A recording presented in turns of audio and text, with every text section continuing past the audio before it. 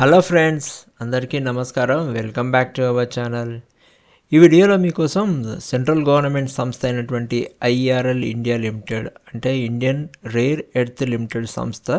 ఇది central government సంస్థ అండి. ఇది డిపార్ట్మెంట్ ఆఫ్ అటామిక్ ఎనర్జీ కింద పనిచేసేటటువంటి సంస్థ.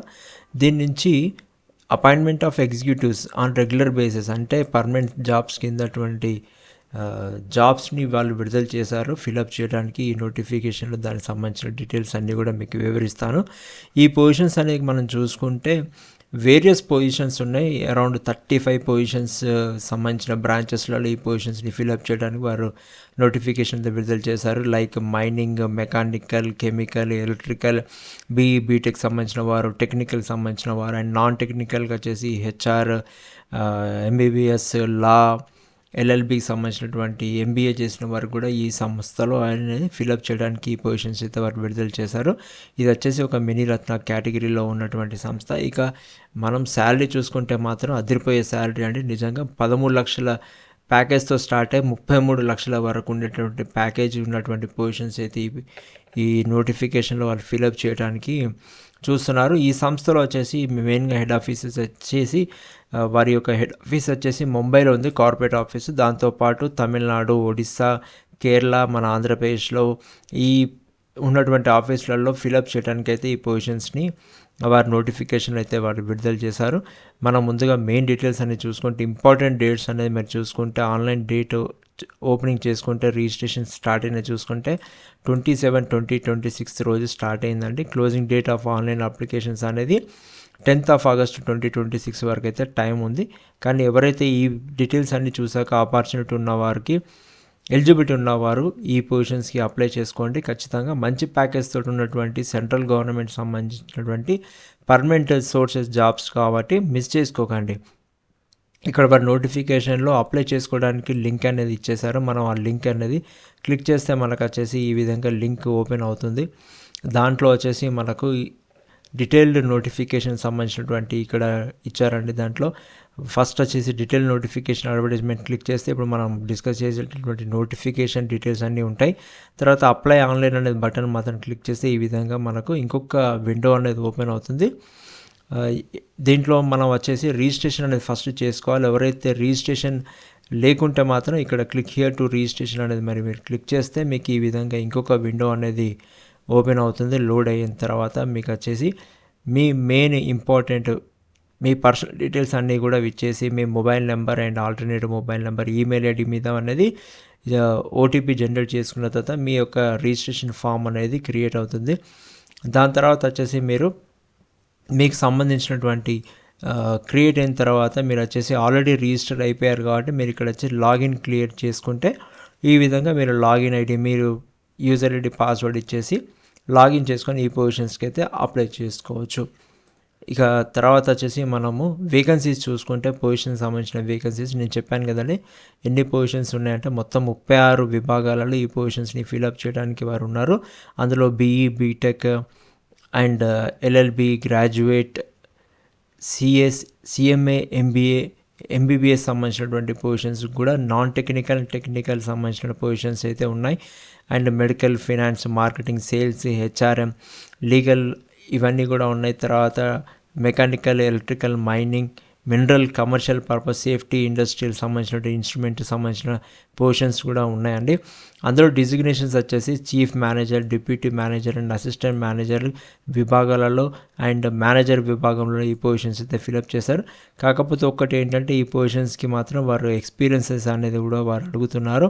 అండ్ వేకెన్సీస్ కూడా నోటిఫికేషన్లో క్లియర్గా ఇచ్చారు. ఏ బ్రాంచ్కి ఎన్ని వేకెన్సీస్ ఉన్నాయి, దానికి కావాల్సిన ఎక్స్పీరియన్స్ అనేది కూడా అడుగుతున్నారు. మెడికల్ డిసిప్లిన్ ఏ పొజిషన్స్కి ఇంకా ఇన్డెప్త్గా ఏం రిక్వైర్మెంట్ కావాలనేది కూడా ఇచ్చారు. ఫస్ట్ ఇక్కడ మీరు చూసుకుంటే name of the post and grade, ఏ గ్రేడ్లో ఈ పొజిషన్ అనేది ఫిలప్ చేస్తున్నారు, దానికి సంబంధించినటువంటి స్కేల్ ఆఫ్ పే ఎంత ఉంటుందని కూడా ఇచ్చారు. తర్వాత ఎంత సిటీసీ ఆఫర్ చేస్తున్నారు అనేది కూడా ఇచ్చారు వారు ప్రతి పొజిషన్స్కి. తర్వాత దీనికి సంబంధించినటువంటి అప్పర్ ఏజ్ లిమిట్ ఎంత ఉండాలి ఈ పొజిషన్స్కి, ఆ పర్టికులర్ పొజిషన్కి ఎంత అప్పర్ ఏజ్ లిమిట్ అనేది ఉందనేది కూడా వారు క్లియర్గా ఇచ్చారు.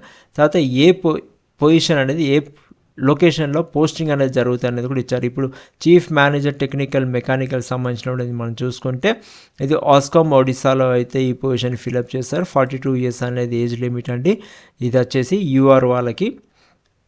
అండ్ సిటీసీ చూసుకుంటే 26.7 lakhs అనేది ఉంది. అండ్ ప్యాకేజ్ చూసుకుంటే 80,000 నుంచి 2,22,000 మధ్యలో ఉంది. దీనికి కావాల్సినటువంటి minimum and relevant post qualification చూసుకుంటే 13 years ఆఫ్ ఎక్స్పీరియన్స్ మెకానికల్ ఇంజనీర్లో అడుగుతున్నారు. ఒక్క పొజిషన్ ఉంది, అది కూడా అన్రిజర్వ్డ్ కింద ఉంది. ఇలా ప్రతి పొజిషన్కి సంబంధించి వారు కంప్లీట్గా నోటిఫికేషన్ అయితే డీటెయిల్స్ అయితే ఇచ్చారు.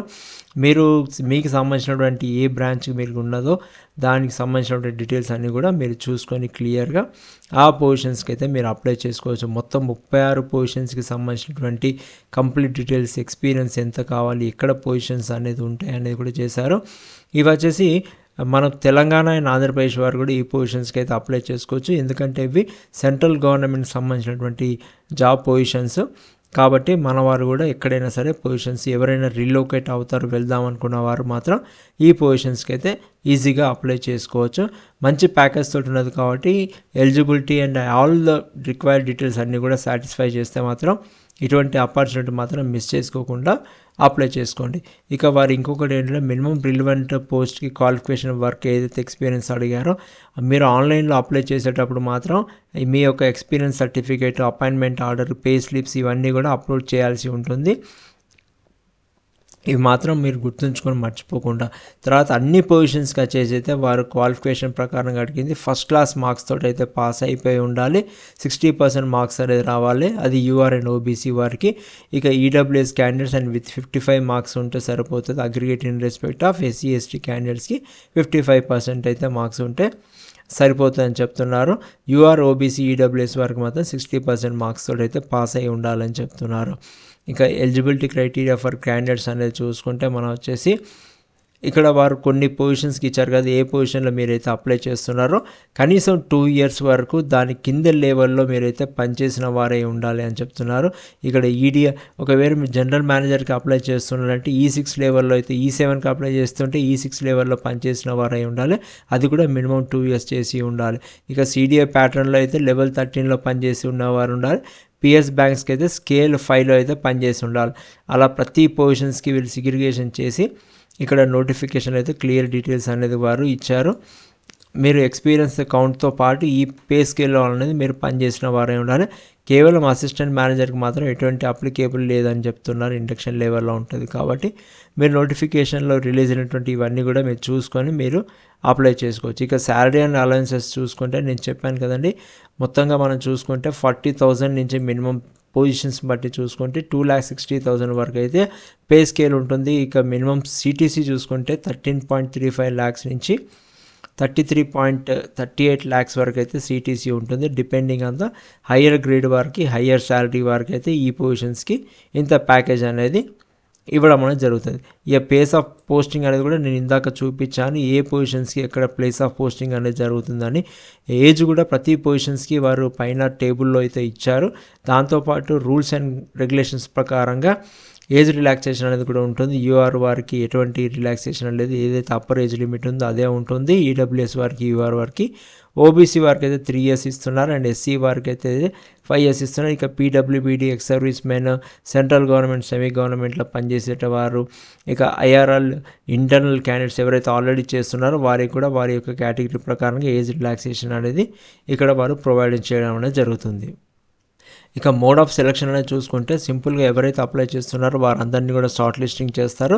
తర్వాత డాక్యుమెంట్ వెరిఫికేషన్ అనేది చేస్తారు. తర్వాత పర్సనల్ ఇంటర్వ్యూ అనేది కేవలంగా ఉంటుంది. ఎటువంటి ఎగ్జామ్ అనేది రాయాల్సిన అవసరం లేదు, ఎటువంటి టెస్ట్ అనేది ఉండదు. Personal interview, psychrometric test and group exercise అనేది మాత్రమే ఉంటుందని చెప్తున్నారు. కాకపోతే ప్రీ ఎంప్లాయ్మెంట్ మెడికల్ ఎగ్జామినేషన్ అనేది మాత్రం ఖచ్చితంగా జరుగుతుంది. సెలెక్ట్ అయిన క్యాండిడేట్స్కి మాత్రం జాయినింగ్ అయ్యే కంటే ముందు మాత్రం మెడికల్ ఎగ్జామినేషన్ అనేది ఉంటుంది. వారు ఆ మెడికల్ ఎగ్జామినేషన్లో మెడికల్ ఫిట్నెస్ అనేది ఉంటేనే వారు పొజిషన్స్కి అయితే అప్లై చేసుకోవడానికి జాయిన్ అవ్వడానికి అర్హులు అని చెప్తున్నారు. ఇక ఎవరైతే అప్లై చేస్తున్నారో, ఎవరైతే అటెండ్ అవుతున్నారో ఇంటర్వ్యూస్ కానీ డాక్యుమెంట్ వెరిఫికేషన్ అనేది చేస్తుందో వెయిట్ లిస్ట్ అనేది కూడా ప్రిపేర్ చేస్తారు సెలెక్టెడ్ క్యాండిడేట్స్ అందరికీ కూడా. ఎందుకంటే ఆ వెయిట్ లిస్టింగ్ అనేది కూడా పీరియడ్ ఆఫ్ 1 year వరకు ఉంటుంది. ఎందుకంటే ఎవరైనా పొజిషన్స్లో జాయిన్ అవ్వకపోతే మాత్రం నెక్స్ట్ లెవెల్ ఆఫ్ ఎవరైతే టాప్లో ఉంటారో వారికి ఆ పొజిషన్ని అలొకేట్ చేయడం అనేది జరుగుతుంది. తర్వాత వచ్చేసి మీకు అప్లికేషన్ ఫీజు చూసుకుంటే యూఆర్ ఈడబ్ల్యూఎస్ ఓబీసీ వరకు అయితే 590 రూపీస్ ఉంటుంది. ప్లస్ ప్రాసెసింగ్ ఫీజ్ 354 తోటి కలుపుకొని 944 రూపీస్ ఉంది. ఎస్సీ ఎస్టీ పీడబ్ల్యూబీడీ వారికి అయితే ఎటువంటి అప్లికేషన్ ఫీజు లేదు, కానీ వారి ప్రాసెసింగ్ ఫీజు అయితే 354 రూపీస్ కట్టాలి. ఇదే వారికి ఫీజు అనేది ఉంటుంది. ఇది జనరల్ కండిషన్ చూసుకుంటే only Indian nationals need to apply అన్నారు. అంటే ఇక్కడ మన తెలంగాణ అండ్ ఆంధ్రప్రదేశ్ వారు కూడా ఈ సెంట్రల్ గవర్నమెంట్ పొజిషన్స్ కాబట్టి అప్లై చేసుకోవచ్చు. ఇక వారు నెక్స్ట్ నోటిఫికేషన్లు ఇచ్చారు, ఎలా అప్లై చేసుకోవాలనేది మీకు ఇందాక నేను క్లియర్గా కూడా చూపించాను, ఎక్కడ ఎలా అప్లై చేసుకోవాలనేది. ఈ విధంగా అనేది మీరు అప్లై చేసుకొని ఎలిజిబిలిటీ ఉన్నవారు మాత్రం ఈ పొజిషన్స్కి, ఈ ఆపర్చునిటీ మాత్రం మిస్ చేసుకోకండి.